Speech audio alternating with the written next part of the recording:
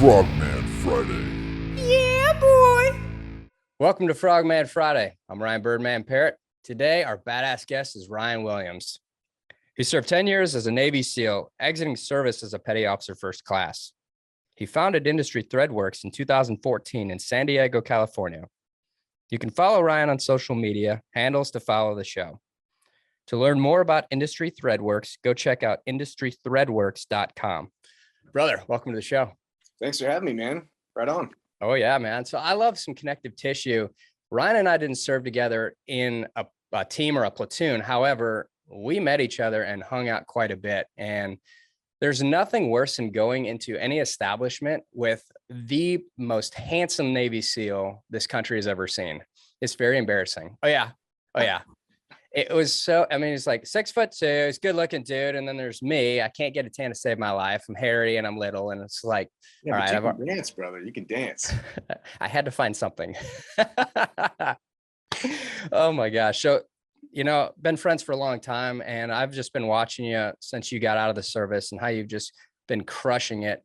Have you always been an entrepreneur even before the military, or is this something that you led into afterwards? What was the vision of you getting into entrepreneurship? The first and foremost, the biggest thing at the time was I was just tired of being poor. I made a lot of bad decisions when I was in a lot of ways, and it caught up with me financially. And I was like, dude, this shit sucks. I'm like, I have no money. I'm out of money. My house is going to foreclosure. Like, this is a horrible situation. I want to have the ability to control my finances more, and in a way that I couldn't have as a W-2, and certainly not as a as a government employee or in the military. So with that was kind of the catalyst for me to be like, look, I need to do something different. I need to change something. I need to gravitate and evolve into something where I can have more control over this. That was my initial thoughts on it. But now looking back, shit, dude, it's the freedom of it is really what it is. Because the money thing comes and goes, and the business does well, but it's fucking expensive to run. So it makes money, but I never feel like I have any fucking money because I'm always spending it growing. So it's one of those things where now one of the things I appreciate the most about what we're doing is the freedom to actually control the choices that we make every day, especially in the political environment now. I mean, dude, this whole what's it called? Vaccine mandate. Oh, yeah. I am so happy that I don't have to give a single fuck about it or tell anybody anything. Like, hey, some of our team's vaccinated, some not. Like, whatever your personal choice is, we support it 100%. And it's so nice to be able to, have the freedom to do that. Dude, that's awesome. For those of you watching, Ryan gets out. He's actually, while he was active, he started this concept called Forged. And it was just this awesome clothing company that was just badass. It was built for hardcore dudes. And then from there, he built on top of Forged. He had Demon Bells, Disciples of Iron, and I mean, all these companies. And then you come into Industry Threadworks. So walk us through the chain of how Industry Threadworks started. What is it, and where are you going with it? Yeah, well, it was Mike Sowers and I started Forge back in 2007. We were roommates and we're both instructors at third phase at the time. And we're both like, hey, it sucks being fucking poor. Let's do something about it. Little did we know it would take us, 7 years of grinding before we actually made any amount of money with that. But it was cool because we were able to bounce off ideas off each other. We were able to build together. And through that process, I realized like what we ended up creating with Forged, because both are very different input and capabilities, it ended up being the sum product of what we're able to contribute was so much better than anything that either of us could have built on our own. So even though we had disagreements and we would argue like normal partners, what we ended up building was I couldn't have built that by myself and he couldn't have built that by himself. So what we were able to build together was really cool. So that was my introduction to partnerships. I sold my half of that in 2012, though, to one of our employees at the time, and then I started another apparel line, and then the kettlebell company, which was a lot of fun. But man, I'm never getting back into equipment manufacturing again. That was like, I mean, it worked, check cash when I sold it, but dude, that was there were way easier ways to make money than equipment manufacturing. And after I sold that, it gave me a little bit of breathing room, and I still had a job after I left active duty in 2008. I was a third phase instructor, and then so I rolled right into being a civilian instructor at SQT in a GS position. So not a whole lot of money, but really good security. So I stayed there for about, I think, 8.5, 9 years. So altogether it was around, 18 or 19 years around the community, like being involved with team guys on some level, either, 10 years active, then 8.5, 9 years as an instructor. So during that time though, I had 3.5 years at third phase, and then like 8.5, 9 years at SQT.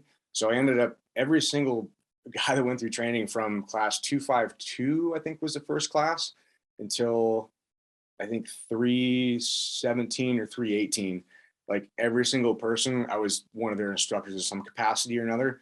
And that's what kind of got me on like this leadership path, where I realized, dude, you don't realize as a student going through training, like the responsibility that the instructors have. But I remember the first time thinking like how much power we actually have as instructors. Like, you got these super motivated fucking, cream of the crop dudes that want to go do aggressive shit.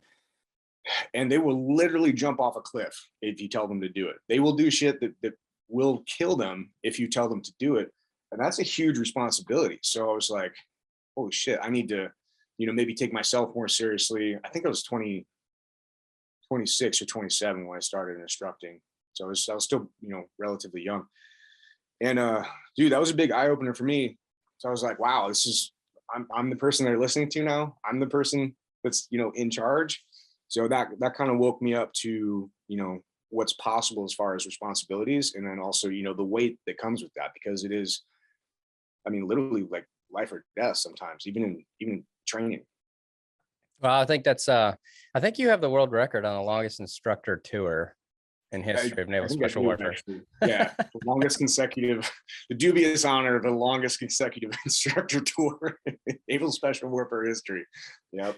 But we were talking about this the other day, actually. Another team guy and I were talking about the fact that so I went through in 2003 through BUDS, and the responsibility that the instructors had, because previous to that, those instructors who were already in the billet, they hadn't seen combat. And so they knew that they would be pushing us to war. So it was, let's not mess around anymore. Like, we're going to send these young kids overseas. We got to do a good job. And so it was, and you think about that after the fact, after you've done a couple deployments and pumps and you get to be your instructor, and you're like, there is an added bonus, but a responsibility here that's, you got to take seriously. So, but I never heard anybody come to a team and said, oh, that Ryan Williams sucks ass or anything like that. So that's a good thing. They said that. All right. So Industry Threadworks, you've built all these companies, sold off some or all, and then you start this company. Why is this one the pinnacle, or why is this here now? I don't know if it's a pinnacle, but I really love what we do, because I've always been doing this. Like, even with the first couple of years of Forged, I would run production for some of our friends who had businesses or needed t-shirts or whatever, and they were having problems with their print shop. And I was running production for Forged at the time. So I'm like, look, I can really help these guys do it, because they don't know what tech packs are. They don't know how to pick Pantones or do the color separation or anything like that. So they were having real problems with getting the print shop to produce the kind of product that they actually wanted. So because I was kind of living in between both of those worlds of the creative side of designing and the data analysis and like systems and processes side, I was able to bridge that gap, and we're able to, produce gear for a lot of our friends. So we've been doing this, on and off, just as kind of like a bro service for, was that 14 years now? But then it wasn't until I sold everything else, I was like, okay, what am I going to do now? What do I enjoy doing? What do I want to do? So a friend of mine was starting he had a clothing brand, but he was having all kinds of problems with it. They were doing about $100,000 a year in sales, but he was really struggling. And I liked it. So I reached out. I'm like, hey man, like I can see what's going on here. And like, all these problems are very easily solvable. I can show you how to solve all these things, and you'll be able to make more money. It'll cost less, like basically fix all the shit. So that was the start of it. We didn't have business at the time. I was just, helping a friend out. And then we helped him grow that business from 100,000 to about 4.5 million before, like 3 years, I think we did that. And then we stopped working with him and exited. But that was really cool, kind of like proof of concept that to me, it's like, okay, all these kind of skills and experience that I have, they are very useful, but only within like a very specific niche marketplace, right? So that's why we started just kind of expanding that, working with other clothing lines and helping them grow and scale and build. So we're very much like behind the scenes, because I've been, the face of the brand before, and like with Mike, like pushing it, and dude, it gets exhausting, man. Like, doesn't matter how big the brand gets, it never feels like you have any momentum. So it's like pushing a rock uphill, and it always feels like you have maybe 3 days of momentum, and then the rock starts to come back downhill. So you're constantly like having to be on and having to push and having to do marketing and content creation and photo shoots and events. I'm like, oh my God. It's fun when you can choose when to do it, but man, it is really nice to be able to choose not to do it sometimes. So that's why I really like what we do now, just managing, growing the infrastructure essentially on the back end to support some of these brands on the front end. So when they go forward and they're doing, all the stuff that it takes to grow and build a brand, they're not losing ground, because we fill in the gaps in the infrastructure behind them. So if they want to scale to, from 300 to 700, cool. We know exactly what that process looks like. We know where the pitfalls are, and we can walk them through it, and then provide the infrastructure to support them as they grow to, whatever, 20 million. Wow. So this fall outside of apparel as well, or is this strictly apparel right now? I made a mistake probably about 1.5 years ago, 2 years ago, where I got in this mindset of, dude, we're just going to grow. We're going to grow. And that was all I was focusing on. And we did. We grew. So we're like, we're going to try marketing. We're going to try advertising. We're going to try email content creation. Like, we're going to try sourcing a bunch of other stuff that is out of our wheelhouse. And we were somewhat successful at like some of it, but it wasn't anything that really was groundbreaking. We really weren't adding like a whole lot of value to our clients in a meaningful way. And it was fucking expensive. Because we had, at the time, we had an HQ space and 3 warehouses, and had whole divisions we had 24 people on staff at the time. And we looked at it, we're like, a lot of this shit that we're doing makes no fucking money. And we're looking at the trajectory, it's not going to make any money. Why are we fucking doing this? So we slowly started applying those metrics to every department, every division that we had. And we got back to the realization that like, hey, look, we only do 2 things world class. Those are the only 2 things we're going to do. We're going to do apparel production and e-commerce fulfillment, period. That's it. We can offer advice and assistance on how to, do other stuff for our clients, but we're not going to do the things for them anymore. We're only going to do the things that we know we can bring a lot of value to. And that's medium to high volume production and systems and processes on the back end. That's awesome. So what does a typical client look like for you? We're usually not a good choice if somebody's just starting out, because when they're just starting out, they want to do, it's usually a good choice to do minimum order quantity, which for us is 100 units.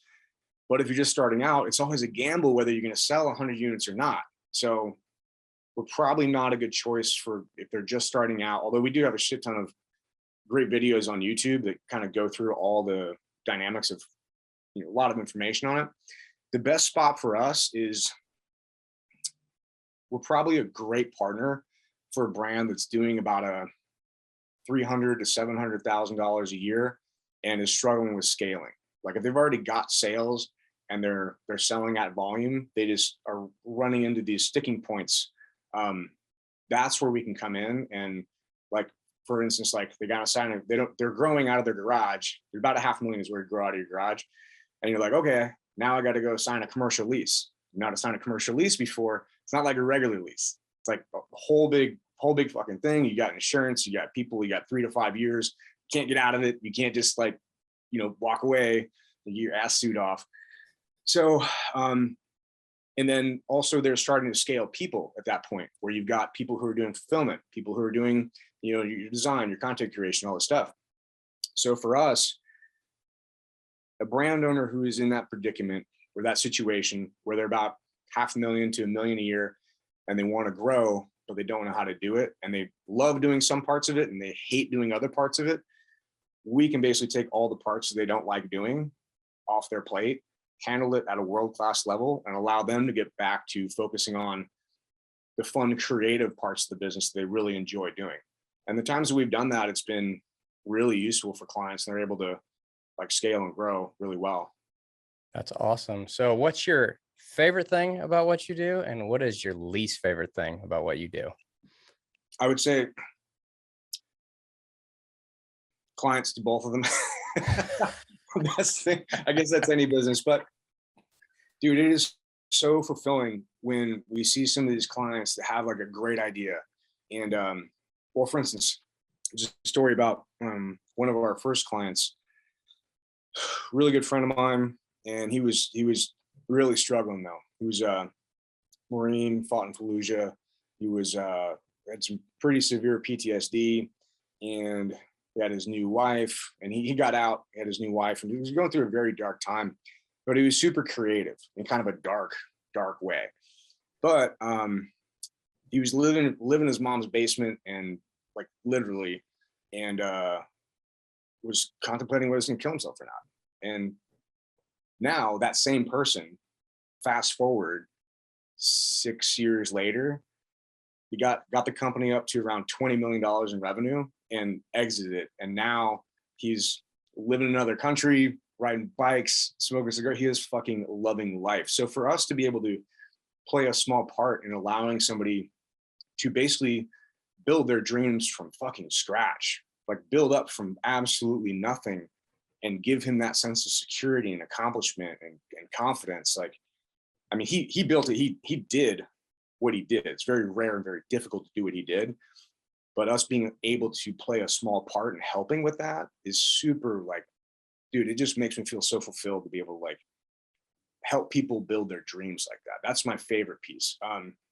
My least favorite piece is sometimes we get clients that don't really appreciate what we do, or they're really not a good fit, but we try to help them out and then they don't appreciate the help, and then they get mad at us, and we're like, bro, we just did this at a discount to help you for free as a favor, and now you're fucking mad at us because it's like a half inch off and it's totally unrealistic, and then they're all upset. And it's like, so it's stuff like that it's like, it's just frustrating because I see what could be really fucking cool for them, and I see that, yeah, it's a half inch off, but it's in the correct placement. You just wanted it in a weird placement. And I know you care about this, but your customer doesn't give a fuck. They just want to wear something that they love representing you. So you're going to be fine. You can, and so I'm trying to tell them like how to scale it and how to grow it, how to build. And they're like, no, I'm really mad at you. Like, well, sorry, bro, I can't fucking help you with that. I can't help with this shit. People will never change. It is always going to be the most fun thing. People are by far the hardest part of business, man. Like the systems and process is pretty easy. The math, like business is very basic, you know? I mean, it's hard, it's a lot of work, but it's not complicated. It's really pretty simple, but people are not simple. Yeah, you show up every single day and do the work, and you know, we're set up pretty well because, you know, you go through SEAL training or you become a team guy, and that means that you're willing to work hard until you die. And so we're set up for success there. But then the reliability aspect of, okay, once it leaves my brain and it's action now, if there are other people in the room, what's going to happen? Yeah. You know, so totally, that'll never change. It's always going to be that common denominator of the problem. Well, I'll tell you what, before I close here, I just want to say, like, Ryan has never changed since I've known him. He still wears these fucking Pantera Metallica Iron Maiden shirts. He still has the awesome hairdo. And if you check the back of it, it's got the rat tail going. Yeah. There it is right there. But, and he's the sweetest, like coolest dude too, because, you know, so I used to live right by you.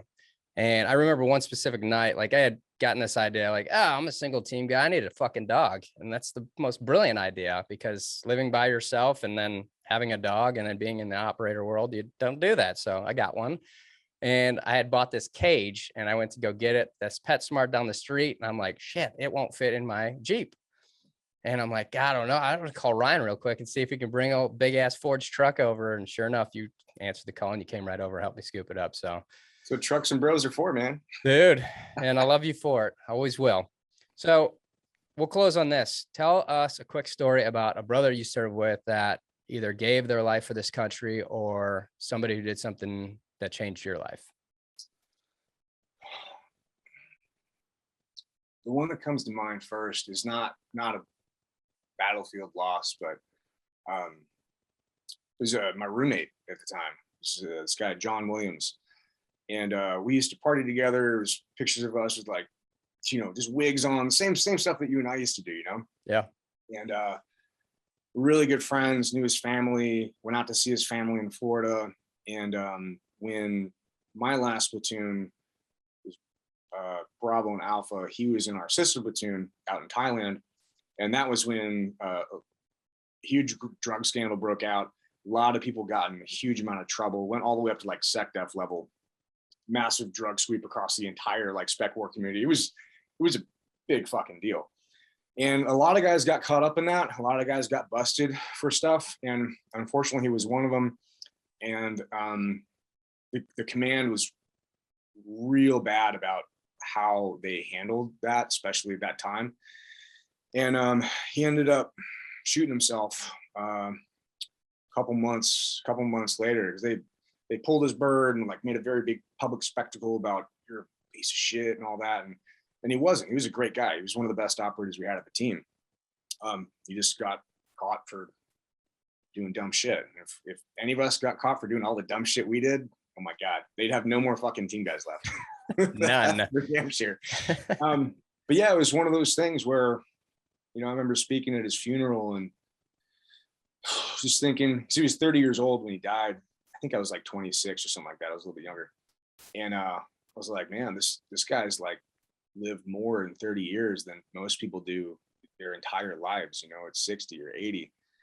And it really kind of brought home to me that there needs to be some kind of evolution of self, right? Like if John were here today, who would he be? And I miss him. There's a bunch of other dudes that I miss too, that like, they were such bright, shining star characters.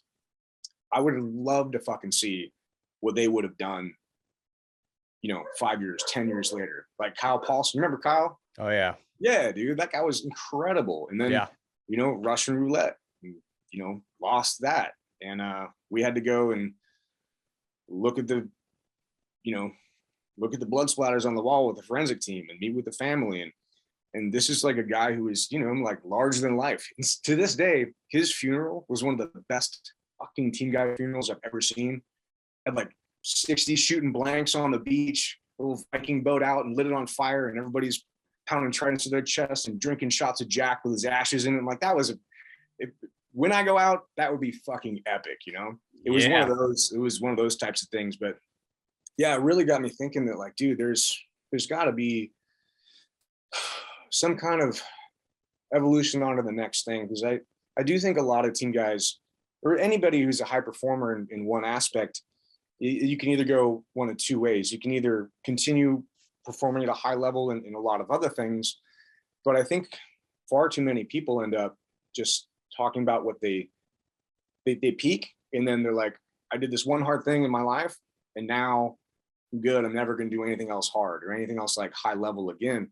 And obviously you're in the first group doing like all your new projects you're just talking about, that kind of thing. But I think that's super important, is to show what's possible, like live for the guys that can't. And, we're all sad that they're not here, but that does nothing. It's not useful at all.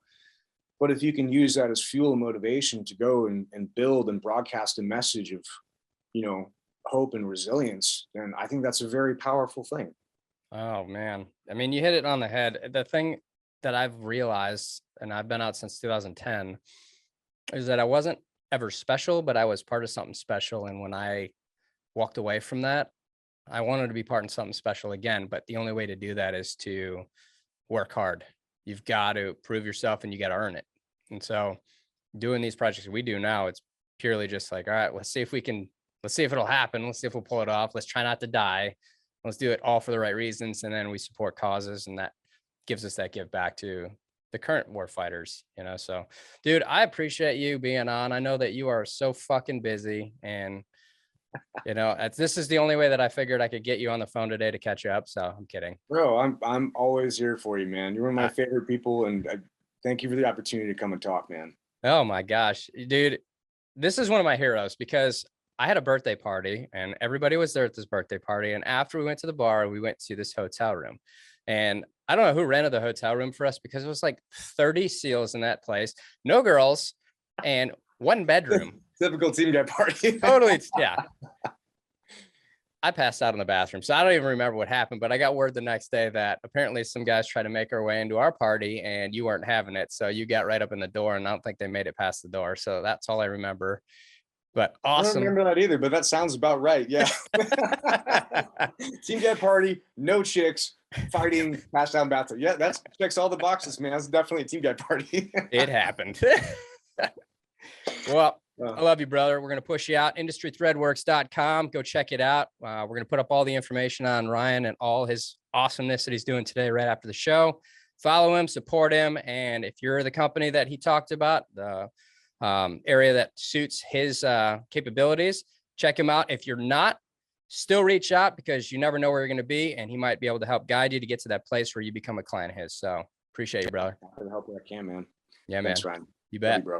Love you too. Later. Bye.